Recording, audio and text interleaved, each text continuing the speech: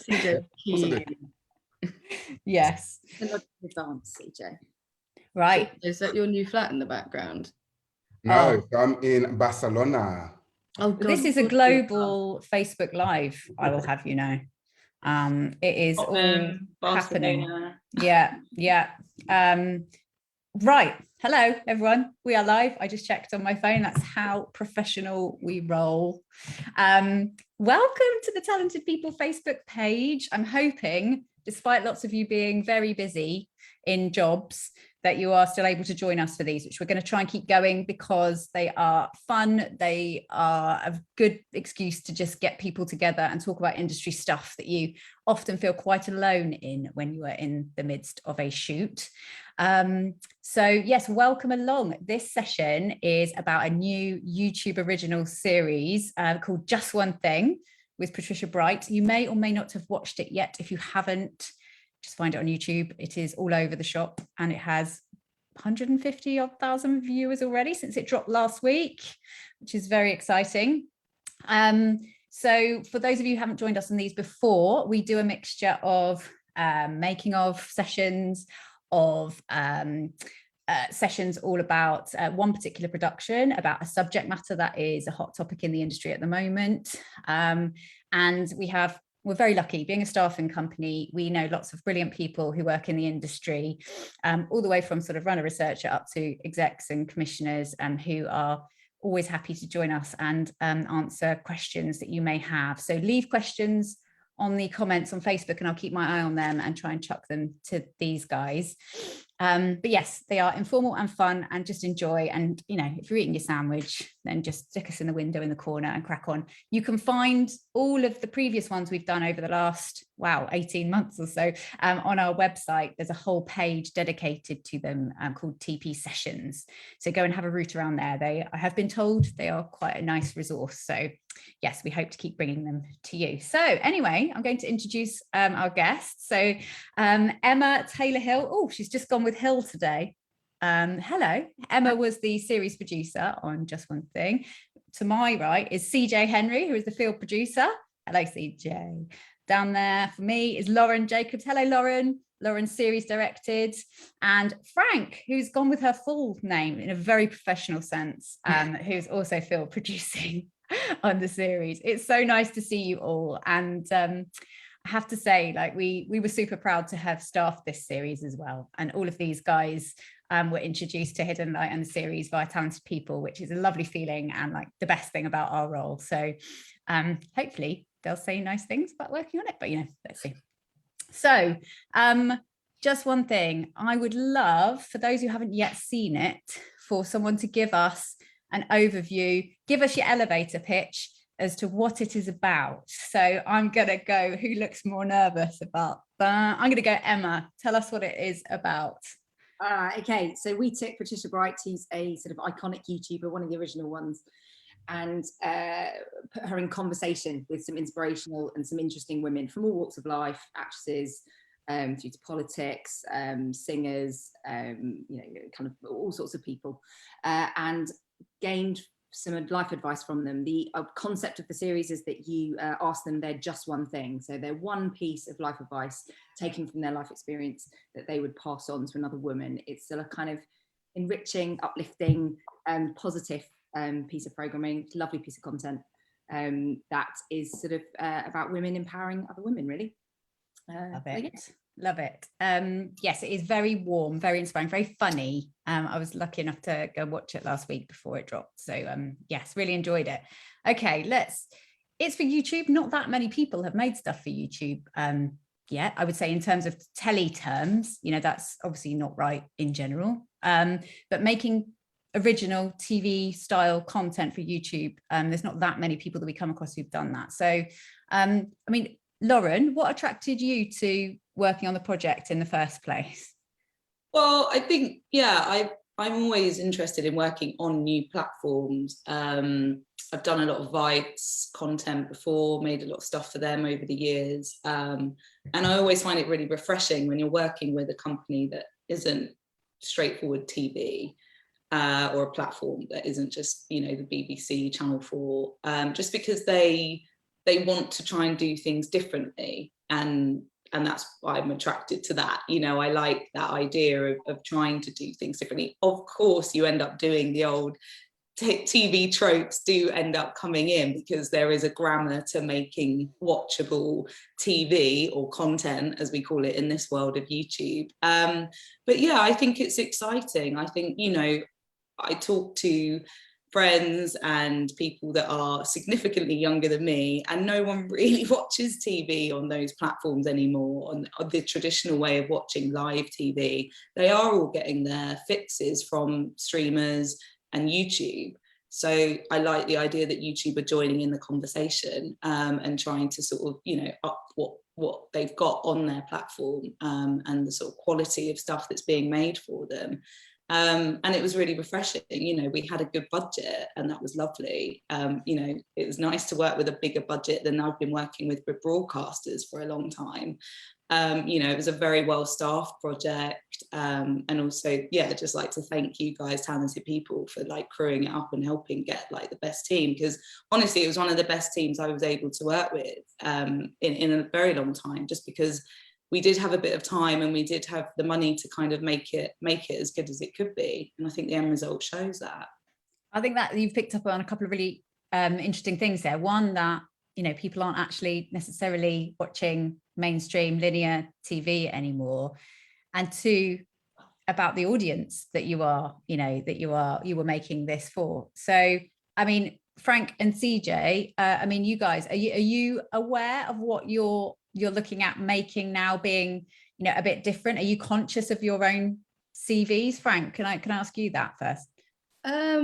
Yeah, I think kind of partly what appealed to me about doing the YouTube series was that it's kind of, the streamers are kind of where it's at, like, and I think, you know, Netflix didn't start out as a streamer, it started out as like a film DVD to your door kind of thing, and look where they are now. And I think YouTube is trying to do more original content as well, and I think that kind of bigger budget, more diverse factual programming, I think is definitely where I want to be moving in terms of what the kind of programs I'm making. I think partly because the content's interesting, but also because, like Lauren said, it's working with crews that are really talented, interesting people, and there's enough of them. I think increasingly every job I do, I'm doing 4 people's jobs, and everyone else there is doing 4 people's jobs, and it's really tough work-wise, but also, like, I'm a sociable person. A huge part of the draw of working in TV is working with people, and a big part of getting through a 12-hour day is being able to work with amazing people that are your friends. So I really loved that on this show, that all of the crew and everyone was amazing.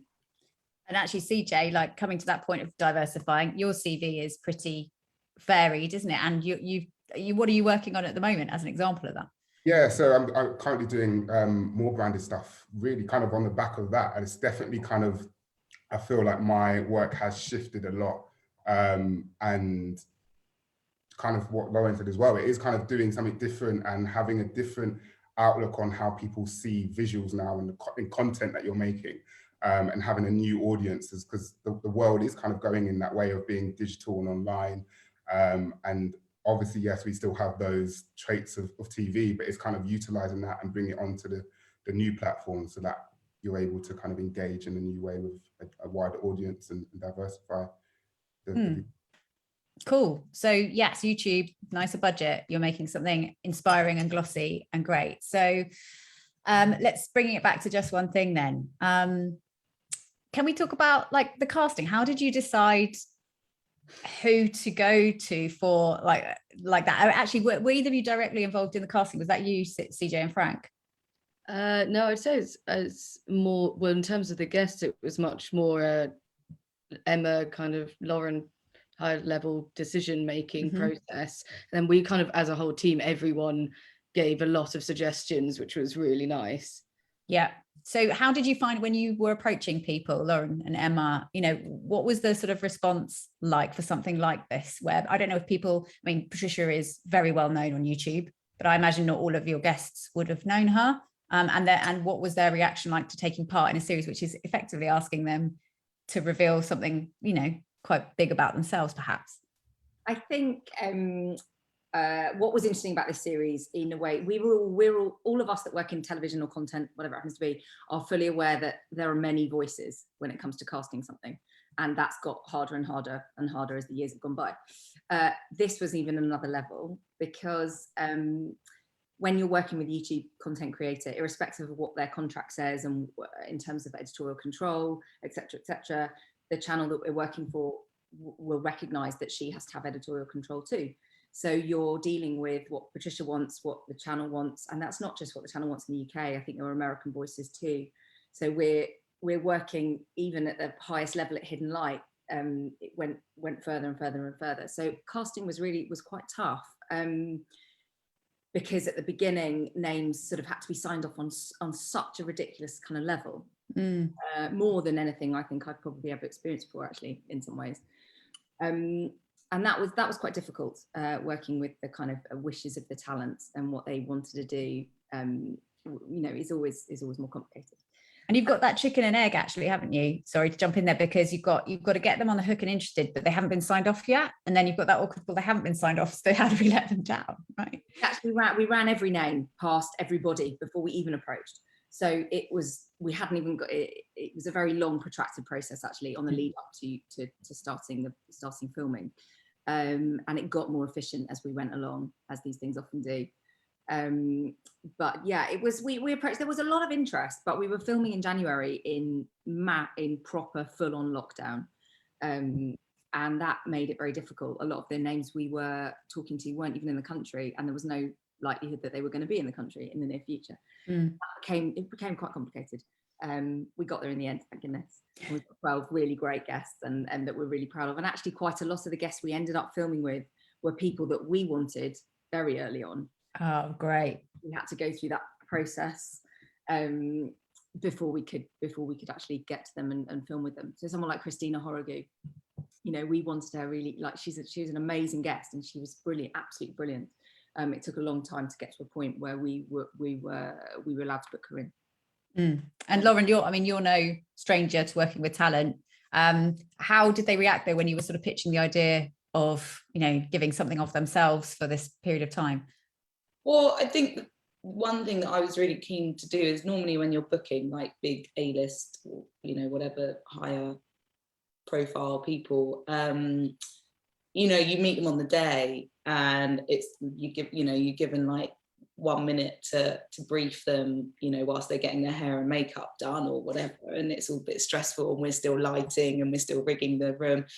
But what was really nice on this was we said when we were booking people, like, we need to have a conversation with you before we meet you. So we would, you know, we was having these research chats that were incredibly helpful, because it warmed them up to the idea. I obviously said to them, we need you to have a just one thing, and I really want you to think about it, and can you tell me what it is ideally beforehand as well, so I can tailor some of the chat that we're going to have to lead into that, you know. And we had our themes for the episode as well that we'd placed the guests in once we knew we'd booked them, so that I could then say to them, look, I need you to be thinking about motherhood and what that means to you, and I need you to be thinking about your career and success, if we were doing that episode with that guest. So I think we made sure that we had as much time as we possibly could with the guest prior, you know, and it was a Zoom call or a mobile phone call to Joan Collins in a garden once. That was great. So yeah, I think it was just trying to make sure that we had a bit more time and a bit more thought from them, so they understood it wasn't just like a Jonathan Ross show, you know, and they were really going to have a conversation with Patricia, and she, you know, we were really keen for it to unpack something revelatory about them that we've not heard before in all the many interviews that a lot of these women have done. Mm-hmm. CJ, how did you're used to kind of managing lots and lots of people on set and clients, you know, when you do branded stuff and everything, how did you find the experience kind of on location as a producer? Yeah, it was quite interesting, I think, as well, because it was COVID, and during the time it was... CJ, how did you're used to kind of managing lots of...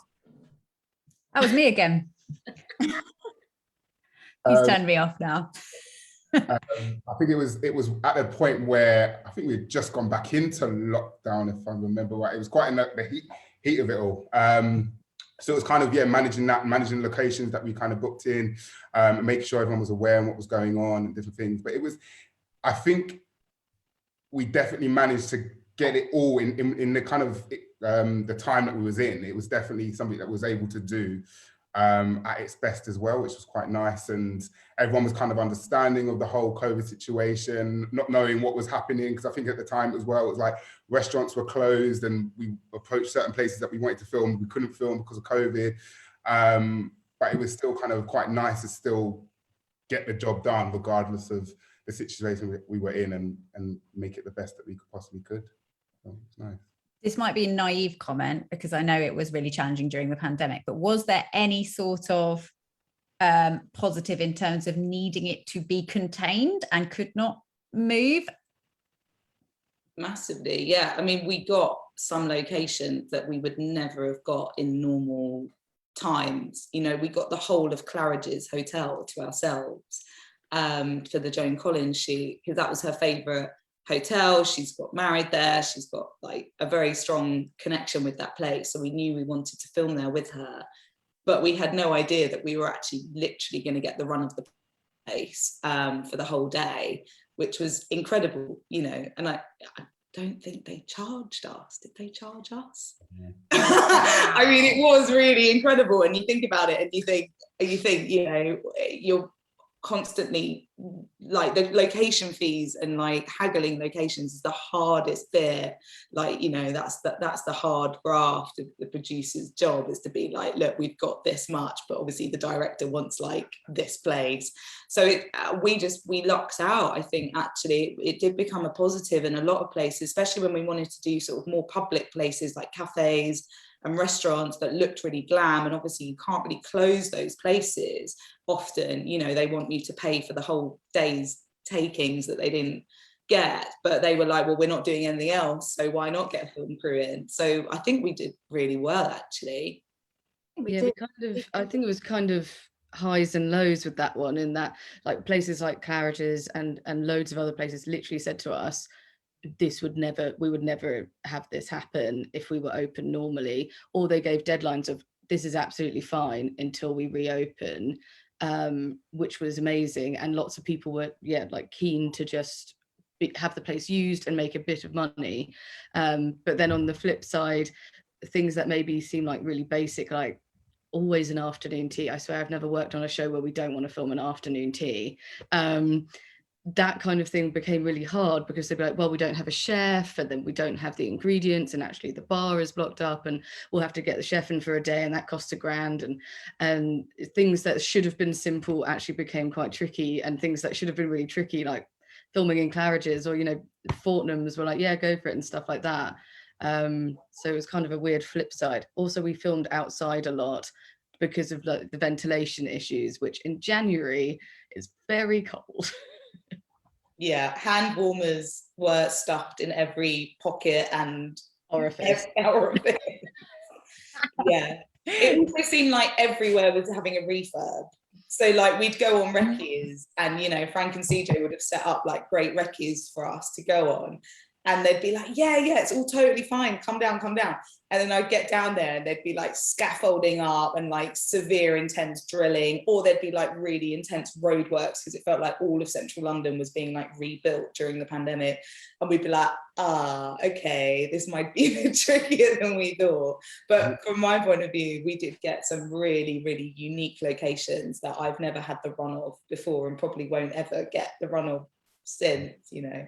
And we was trying to get it in time, because it wasn't that was a date where when we was allowed back out and things were going to be open, so we was trying to get it into that time slot so that we could utilize having places that empty and basic things, rather than Fortnum and Masons and wherever else that would be packed with people that we probably won't be able to get, like Frank said. So amazing. So kind of like, yes, pros and cons of a pandemic situation. I felt like when I was watching it, I was aware that the pandemic was shot during it, but it was not in your face. It's unavoidable, but obviously because you need to keep everyone safe. But it still felt timeless, I think, because, you know, they were still sitting in beautifully lit gorgeous places. They just weren't all over each other hugging, you know, which, you know, I think it's going to be quite interesting now at the moment, because TV, like, obviously we're in a world at the moment, I don't know about everyone else, it feels like we're getting back to normal, and we're not really distancing anymore, we're not wearing masks anymore at the moment, you know, maybe in a couple of months, but yet television is still having to work within COVID protocols. So actually we're still having, because of insurance, we're still having to do all the things that we were doing, which felt okay when we were locked down, it felt normal to do that. But it's a bit of a bizarre one, because we're going to be watching television in a few months' time that's been made with COVID protocols, but we're not living like that anymore. So I think it's going to be it's quite important to try and make it feel as normal as possible now, really is, because I think it's going to start to date everything. Whilst also being safe, whilst also doing all of those things. And actually, perfect chance to give a shout out to the epic Cherry Dorrit, who was production exec, and yes, what a hero. Oh my goodness, she's incredible, and you know, juggled that budget and made all of that work, and constantly thinks about everyone else and how everyone is. So I wanted her to come today. She's so up against it. Funny old thing, being a production manager, she's busy. So yeah, just wanted to say we have loads of time. We're just look at us. Oh yeah, that's it, just twiddling our thumbs, and you know, that's it really. So how about so people who have never made anything that is sort of short, what would you call this, mid-form, Lauren? 20 minutes? You'd call it short. I mean, you get really short, you know, that's like more ads where you got like a minute or something to tell a story. You know, I think before this, the shortest thing I'd ever made was probably around 10 minutes, maybe. Well, I'd made some branded stuff that was also like 60 seconds. So I think you'd call it mid-form. Yeah. I mean, what sort of differences are there? Emma, perhaps that's a good one for you, being a series producer and usually working on hour longs, right? Predominantly, I suppose. How different is it to make something that's 20 minutes? Like, do you need, you know, the exact relative amount less material? No. I'd say probably not. I think what's interesting, I mean, it's still an ITV half hour, so it's not actually that different. It's more, what had more of an influence is probably YouTube's the way that they make it. So it's less to do with the length of time that the program is, and more to do with the way the content is made and how they want it. They want it fast, hit all the time. So they want, you know, you want to feel like you're getting in the first kind of 2 minutes, you know, a rich amount of content. There's no slow lead in for anything.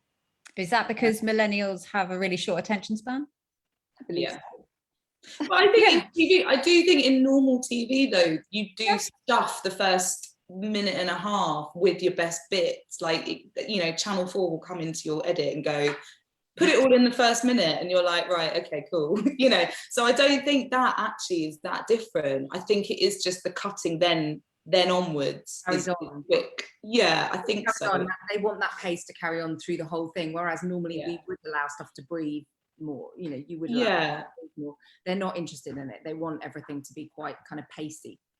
And emotive moments, it's still kind of quite kind of pacey. So I think that's the bigger difference, rather than the length of the program is the sort of way it's having lots of nice shots to go to. I think that was the thing when I was doing it, was like, you know, cutaways are really important, or like just beautiful nice shots at here and there that we can sprinkle in to keep people's attention, but still pausing for a minute between setups. You know, it's important that the audience have something lovely to look at when we're sort of moving between the scenes, and it feels still, and there's movement within it as well. So we were using a lot of sliders and gimbals and stuff to kind of make everything feel like it had movement to it. And then music was also really important to adding to those sort of transitional moments. It is a bit like ad making in that sense, where transitions are really important to think about. It's not like a BBC doc where you're like just lingering for a bit and then you just go to like a GV. You know, I'm sort of thinking of like, where are we going to get to next and how are we going to get there so we don't get people switching off. Did you have a lot of time with Patricia, like, or was it actually quite contained, therefore you needed everything very quickly? So I did actually, I feel, well, I mean, yeah, we did. I think so. I did a few days with her without the big crew, I self-shot a few days with her before we kind of got going, as a way of kind of easing her into it, meeting me, getting used to the team, you know, getting used to having a camera there, because she's the queen of filming herself. So suddenly we all turn up, you know, I wanted to sort of ease her into it, that there is going to be a big camera in your face a lot, and it's not on your terms anymore, it's going to be on my terms. And you know, and it's difficult, it's a really difficult thing to do. So I did get time with her, and then on the day, you know, so we were sending her briefing docs beforehand, we were checking in with her like once a week on a Zoom call, Emma and with Becky, and we were all just having a chat, you know, to just chat about the week, but also go through the shoots, sending her briefing notes. Then on the day, yeah, I'd always carve out a bit of time with her in between the flurry of like crazy activity to just be like, this is what we want to get from this interview. And yeah, like she was very receptive to it, and was very grateful that we'd had, you know, we had a plan for her as well. Yeah, she's like doing her own scripting all the time. Otherwise, I mean, it must have been a very big shift for her. So, you know, obviously she's not here to talk about it. But yeah, going from, you know, vlogging to millions, but like you say, on our own terms, to being directed is it's a different style as well, isn't it? You were wanting her to not present, but really to be herself, which is a challenge. Was she very involved in the team? I mean, CJ and Frank, did you have a relationship with her as well, or was it all coming through kind of one person? Mainly through one person, because of COVID and stuff like that, and trying to keep the team to a minimal on a lot of the shoots as well. So it's kind of just mainly through like Lauren and Becky that was communicating with her. Yeah, but I think like we kind of would obviously interact with her a lot on location. I think a big part of our job was kind of in between filming, kind of making sure she's warm, happy, comfortable, and as kind of menial as that sounds, that's actually really important for her being happy on camera. And especially when I think, you know, she was quite nervous, she hadn't done this kind of filming before. I think that was quite important for her, to make sure she had her Diet Coke and she had a, you know, but those things make a difference to people, don't they? Yeah, it's about like your mindset, isn't it? You know, and we all know there's a difference between someone who's asking for too much, too silly, and just being comfortable and happy because they're putting themselves in the limelight for it. I mean, CJ, obviously you would have known her anyway from all the makeup tutorials and stuff as well, and the beauty stuff, right? So yeah, all over it. Saved in my phone. That's it. Oh, she's so impressive though. Do you know, the other day I was watching one of her finance money videos, just thinking, this is brilliant. Like, she's so transparent as well about money and her budget. And I've got a lot from it. I was making notes myself. Very good. Yeah. Okay, so we've talked a bit about the pandemic. I mean, in terms of challenges then, I mean, every TV/content project is challenging in its own different way, isn't it? So this one had COVID, it had new presenter. I mean, how else, or talent, how else, you know, what other sort of struggles did you find sort of through the shoot that you feel like you learned a lot from personally? Gosh, no one's going to go for that. I think probably much like a lot of other people in the current sort of situation, the working remotely, we didn't meet until the first day's shoot. I had met Lauren briefly, like once when we first sort of accepted the jobs, and sort of literally said hi very briefly, but then we went into sort of full lockdown. We never once went into the office. We never, nothing, you know, and I know this is the same for a lot of productions, but it was hard. We would enter a 14-hour shoot day, and we didn't even know what each other, you know, we didn't know how each other worked. So we had to really learn from minute one of landing on location, all those things that you learn by just spending time in the office together, just the way that we work, the way we communicate to each other, the way we talk to each other, because we just don't have that shorthand yet. And what you would normally get in the 2 or 3 weeks leading up to a shoot, you had none of. So we landed on the, you know, Joan Collins shoot was the first shoot we did. Oh, wow, what a big one to start with. Of all the shoots, and we knew we had this much time with her, and it was you know, it was hard because we had to just hit the ground. I never worked with Lauren before. Lauren never worked with me before. We were like, oh my god, okay, cool. How does this work? How are we gonna make this work? And we did, and it was really good. And it, you know, and we found a rhythm. It's good. But I think that's probably the biggest I think that's the biggest challenge, like, and communication, and trying to keep that up. It's very hard to communicate everything to everybody, which is what you want to do, but this environment makes that really hard.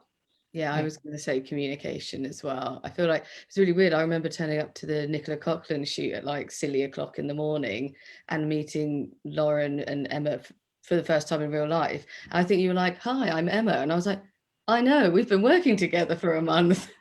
but it did feel like I was like doing my first day of work again, even though we had talked, you know, every day, 5 million Zoom calls for like a month previous to that. But it is weird, and getting used to people on location is a very different situation to planning or pre-production, especially when you're working from home, and people channel different energies and need different things to get through, you know, -2 for 14 hours in a pub with the doors open because we need it ventilated for COVID. So I think, yeah, I would agree, like making sure you form those bonds. I think the natural social bonds that you get from people with working with them in real life actually gets you through a lot of the stresses, and you can maybe be easier on people, or more patient, or forgive people any kind of stresses or snippiness, because you're like, well, we're friends, we know each other well, we know each other's family life, personal life. And this, I felt like it didn't have that so much because of the remote working. So yeah, I think like that's the key thing. Is like, Emma Taylor's phone. in demand. Sorry. I think not being able to just go to the pub, you know, that was you know, it's something that we, or just go to a cafe for lunch together and just like have some time out, you know, and just like chat rubbish to each other for like 20 minutes. I think it's those little things that we're really missing. The one thing I would say, well, a couple of things I would say were challenging with COVID. One was like mental health, to be honest. Like I think everyone struggled. Like the lockdown was brutal. January, February, you know, not going out, stuck to your computer all day, no like any sort of reprieve from it. And then, you know, people homeschooling, people juggling family stuff going on, you know, people juggling illness. Like there was so much going on. Every member of the team had something going on, you know, and there just wasn't respite from it. And then we were going and filming in these like very restrictive conditions. It was brutally cold, you know, and there was a lot going on. And I think so that was a big thing, a massive challenge. And I think, you know, we all acknowledge that mental health was a really big part of, you know, being open about it and saying, do you know what, guys, I'm just having a shit day today. You know, I'm having a really tough time. I might not be on Zoom calls all day. Can you just give me like a bit of a break? And, you know, we all understood it when each other were going through it. And then creatively, just on shoots, like having a COVID supervisor like prodding a stick at me going, move, or get your camera there, or like, you know, put your mask on.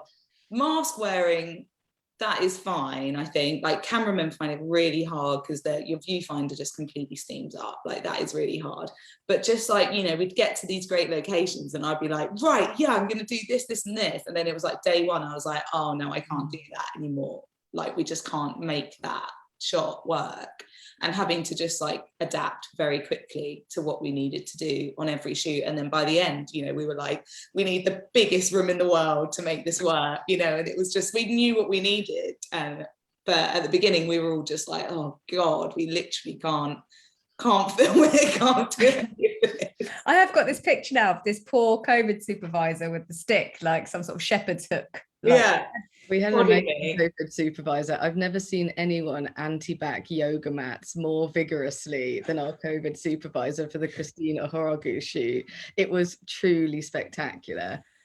She like elbow deep in like anti-back. Steve was just like, I think at one point he was like anti-backing like kettlebells, like amazing.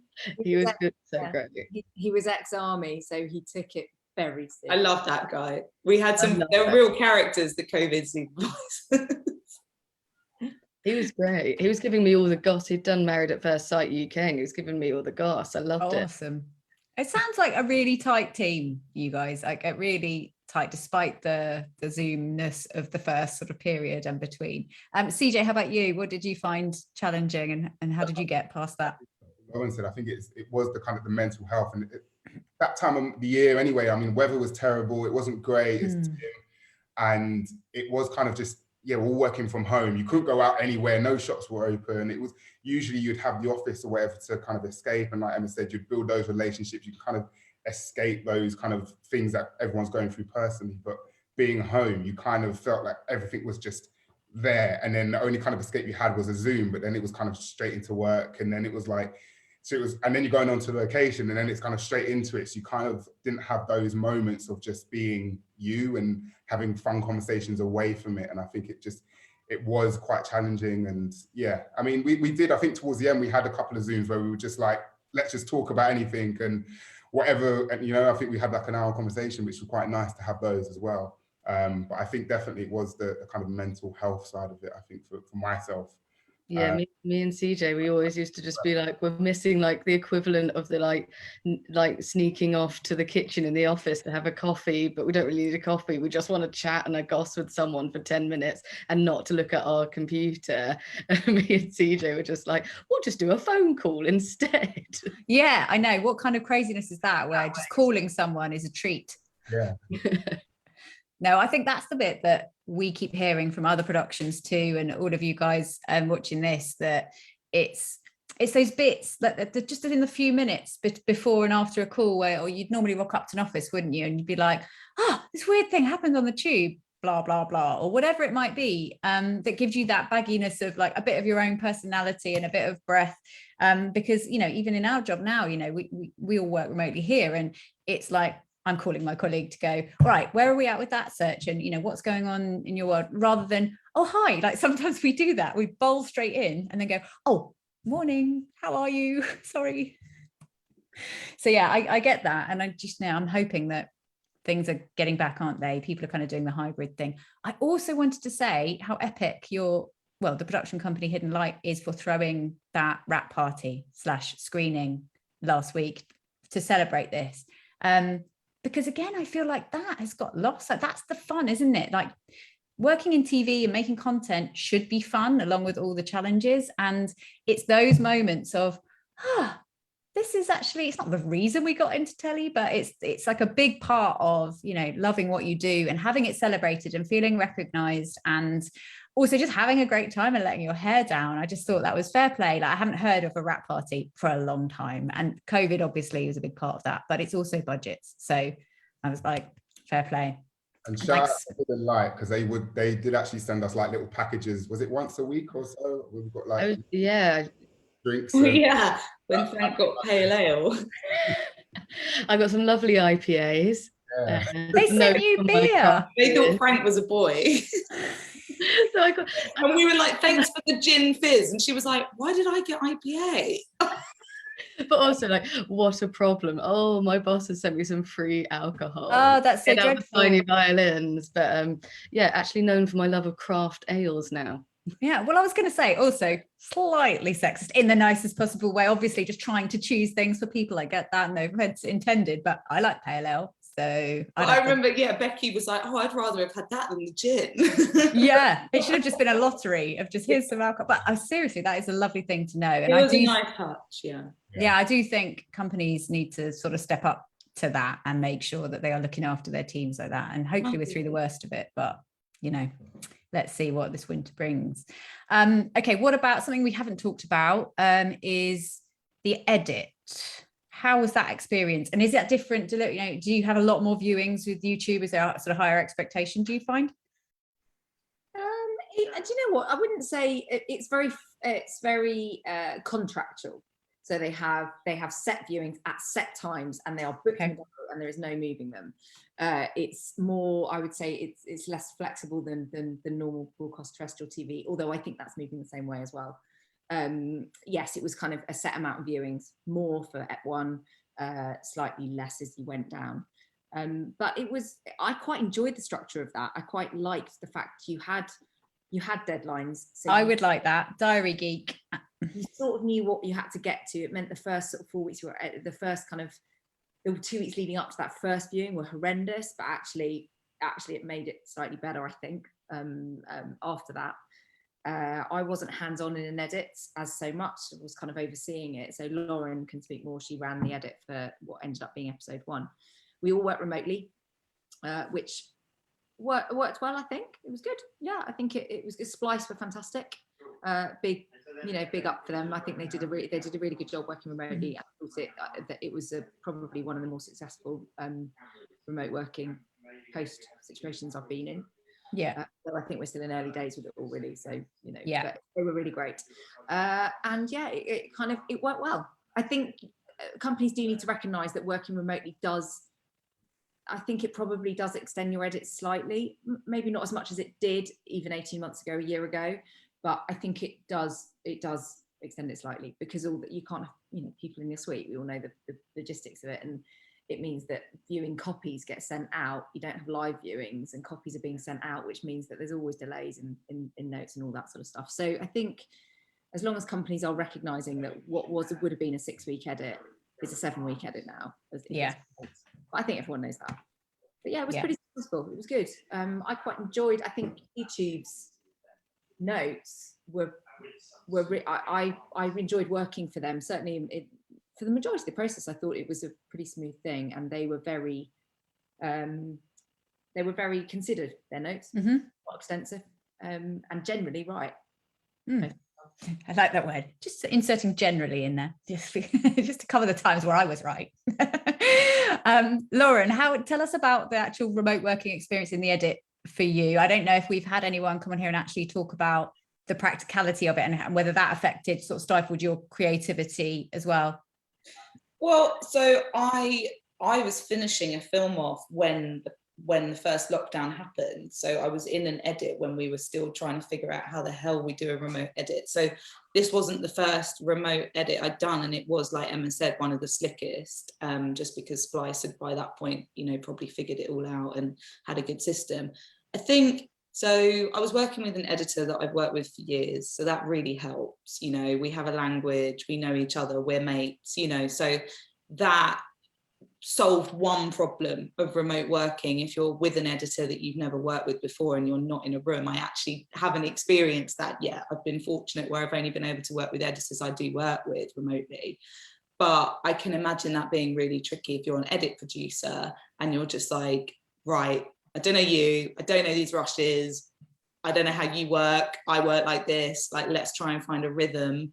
But I think, we were just on calls all day, like me and Jessie, the editor for the motherhood episode, we were just on an open call all day. I mean, my partner probably wanted to stab me, but I think, it's just that's how you've got to do it. You've literally got to pretend you are in a room with each other. And of course there'd be like the odd hour here and there where he'd go off and cut the thing, and then I'd watch it back through with him. So we weren't like all day, but when you get to a fine cut, you do have to be literally shot by shot on, like you are in a suite, and that's the only way to recreate it. But I think I was just lucky in that I could work with someone that I trusted and I knew would execute it exactly how, we wanted the film to be. But it does make it really challenging. It really, really does. And I think talking to other filmmakers about it, you can do pre-production remotely.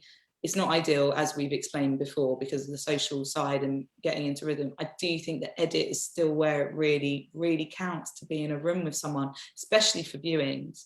If you've got a tricky exec or a tricky channel and they hate it or whatever, and there's issues, like I can't imagine being in that situation and not doing it face to face. Must feel very difficult and hard to kind of break down like what it is that you need to be doing. But we were lucky, YouTube were really on board with it. We always had good notes, like Hidden Light were very supportive of the process. So this was a really good experience. Edit wise, I had no problems. I can understand that. I would hate to send a cut to someone and then let them just watch it on their own. Actually, I find like it's a bit like us. We very frequently would sort of send CVs to our clients and then talk through them, because I think often people have, like, they need to hear you and your you kind of what you know about those people and all of that, and actually just sending something and then just leaving it in silence. It's a bit like that communications thing we're talking about, isn't it? It's so important to keep chatting and to almost be there and have your input heard. And I can see why that would be a problem remotely. We had a couple of shouts from Letty. Oh, Yes, Letty. Hello, Letty. What was Letty's role on this? Yeah. and I think it was one of the greatest PM teams you could work with. They were amazing. I mean, absolutely amazing. They looked after us. They looked after the production. They were worried about our safety all the time. They looked after our mental health. Letty was on the phone to us a lot, looking after. Yeah, I feel like Letty, I definitely ugly cried at Letty on a Zoom, and I'm pretty sure everyone else on the team did at some point. Maybe not CJ because he's chill, but definitely she was the receiver of some ugly crying. No, they really were. They were fabulous, and it's apt really at the moment because obviously it's the current conversation that everybody's having about the lack of production management dropping away, and the lack of fair pay for them, etc., etc. And on this, I can't speak highly enough of how hard they worked and how editorial they were, how brilliant they were at just embracing like the relationship between editorial and production. There was no editorial and production. We were all there making the series. It never felt like there was a divide, that there was anything. They were there to help us make something brilliant and to give us all the tools and resources to be able to do it. Yes, we had a bit more budget than you would often get. I mean, it still wasn't crazy money at all. Let's not be sitting here thinking it was vast amounts of money. It wasn't, but it was still healthier than a lot would be. But it was used in the right way, and the production management really worked with us to make that happen, which was great. Amazing. Yeah, gave so much enthusiasm, like the editorial input of like locations or like last minute getting a kite for a shoot or like, but she wasn't just like, oh yeah, sort it. She was like, well, actually I know this place, or actually I found that thing. And like, I haven't really worked with a PM before that's been that enthusiastic towards like editorial stuff as well. Which was actually, it was really nice and extremely helpful at times. Well, that is the big thing, isn't it? There should be no them and us. There should be no difference. They should, they're trying to help you create the best series. You're trying to help them make the money work to make the best series. That's sort of how it should work. I can sense anybody watching this now who might be starting something soon, scrolling through the comments to find Letty's name to direct message her about when she's next free. She's incredible. And Leah as well. Big up to Leah. Oh, Leah, yes. Shout out to Leah, literally one of the best coordinators I've worked with in like such a long time, and so nice and just an absolute babe. Yeah. and Letty would always message me to ask me if I got home. It was like a friend being like, text me when you get home. I love that. Yeah. That's great. And Nick Hutchings saying hi. Edit producer team, yes. Hey, yeah, there's basically lots of love going on. I mean, it sounds like it's been a joyous series. Actually, we've only got a few minutes left to chat about it, so I think what we've kind of taken from this anyway, I feel like it has been a very inclusive process, right? That has come across really clearly, both from like the team, your ideas, like you're saying, casting, even from the beginning, you were running every name past everyone and all chipping in and then supporting each other. And communication is key for a happy team, right? I think being on Zooms is tiring, need to give each other space, as we've said. And yeah, working with YouTube is kind of fun and has maybe slightly more money and is quite kind of structured in its way, which is great. And perhaps making something for a YouTube type, not in a pandemic, might be even more enjoyable, perhaps, but then you wouldn't have got the run of Claridge's. So that's kind of like my summary. Yeah. Oh, tell me you did some cool things when you had the run of Claridge's. I stole all their PPE. They have like monogram Claridge's PPE. My dad got that as like one of his he got a present bundle of like Claridge's hand sanitizer and masks. Well, what was left after Joan Collins mind swept the place? Joan wasn't messing around. She took her souvenirs. Oh, she knows how it works. She's been there. Oh, you know what I'm going to need to ask you now, though. You know that I didn't tell you in prep, but you know what the name of your series is. It wouldn't be fair if I didn't ask you all. I'm going to CJ first because he looks the most worried. CJ, what is your just one thing? Oh my God. Okay. It could be about personal or work, life. Oh my God. Can't someone go before me? The others are like frantically going, she's jumped this. Right, Frank looks terrified. Let's go with you. Okay, I'm gonna go with don't take it so seriously.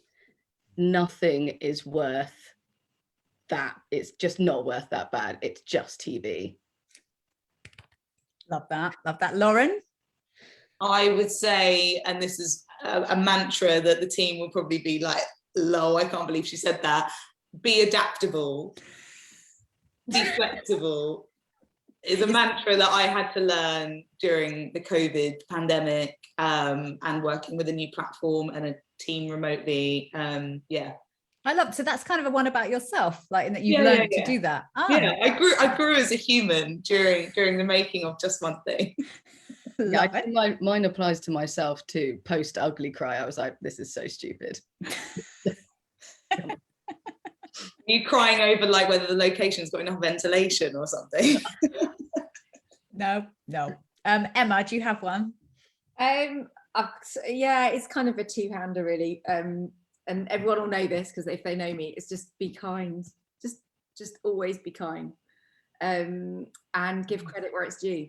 I think there's not enough of it in this business. And I think far too frequently people take credit for things that aren't necessarily stuff that they've done. And I think give credit where it's due. And that means always referring up to commissioners, referring up to people, referring up to execs. That was their idea. That wouldn't have happened without that person. That made that happen. And in this climate of Zoom and working remotely, you have to be active doing that because no one else sees what other people are doing in other meetings. So I think it's really important. That's lovely. Yeah. CJ, you got one? Yes, I guess just be yourself. And that's kind of saying it to myself as well, but just be you. Just be you. Lovely. And I think it is hard to do that on Zooms as well. Don't you feel yourself kind of putting a face on when you're like going into a meeting, especially if it's not just with your team, it's with other people? You kind of almost overact and forget to be true to yourself. Oh my God, that was deep. It's hard to, if you don't see people in real life, like you emit a lot to people through your body language or things like that, and doing that across Zoom. And actually one of the things I felt like when I had my last day on this show was that I felt like I'd been completely accepted for being my ridiculous self by everyone, which I think was highlighted by my leaving gift, which was a bag of G&T tinnies. Not pale ale. But I felt, I was just like, oh, I really feel like I was just completely myself, and it just went really well, and that's really a really nice feeling.